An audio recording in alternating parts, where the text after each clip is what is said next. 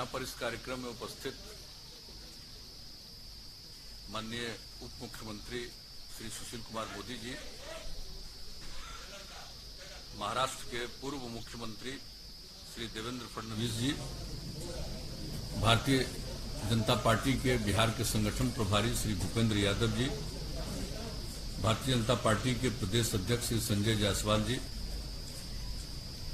हमारे साथी और बिहार सरकार के माननीय मंत्री प्रेम कुमार जी, और यहाँ पर उपस्थित जनता दल यू के हमारे सभी सम्मानित नेतागण, प्रदेश अध्यक्ष वशिष्ठ भाई,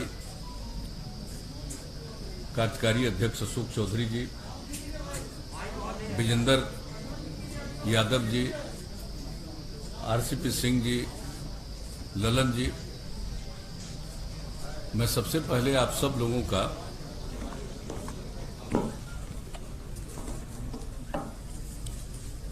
अभिनंदन करता हूं। आप इतनी बड़ी संख्या में यहां पर मौजूद हैं और यहां पर जो बुनियादी बातें हैं उसकी जानकारी संजय जायसवाल जी ने दे दी। जो हम लोगों का गठबंधन है एनडीए, इसमें बातचीत हो चुकी है और हम लोगों की बातचीत पहले ही हो चुकी थी, लेकिन उसका कोई ऐलान नहीं किया गया था और अब उसके बारे में विस्तृत रूप से जानकारी दे दी जाएगी। आज इन्होंने बता दिया है, जो जनता दल यू है उसके जिम्मे 122 सीटें दी गई हैं और उसी के अंतर्गत हम पार्टी को, जीतन राम मांझी जी की पार्टी को, उसी के अंतर्गत हम लोगों ने 7 सीटें दी। भारतीय जनता पार्टी के पक्ष में 121 सीटें हैं और उसी के अंतर्गत इन लोगों की बातचीत, जो इन्होंने बताया कि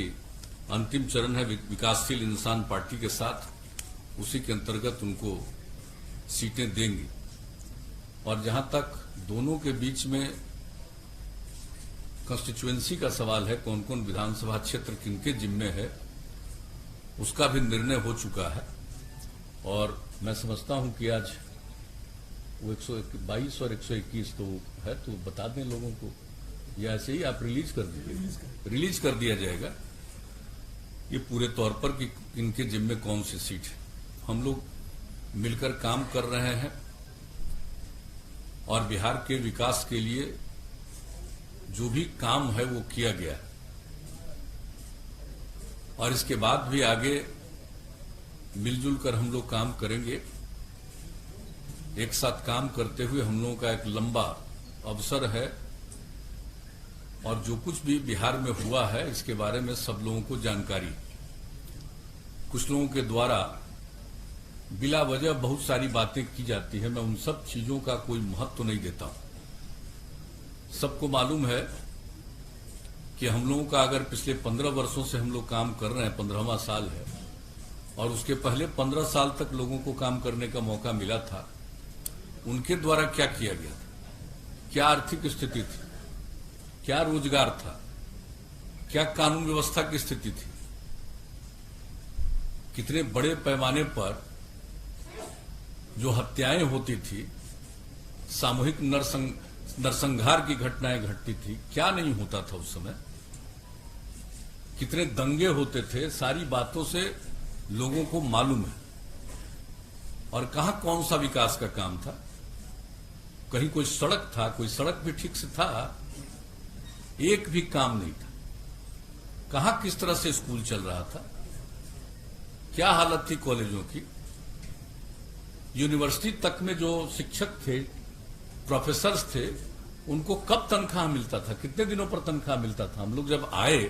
2005 में और 2006 से जो हम लोगों ने काम करना शुरू किया, सब चीज समय पर करना शुरू किया, चाहे शिक्षा का क्षेत्र हो,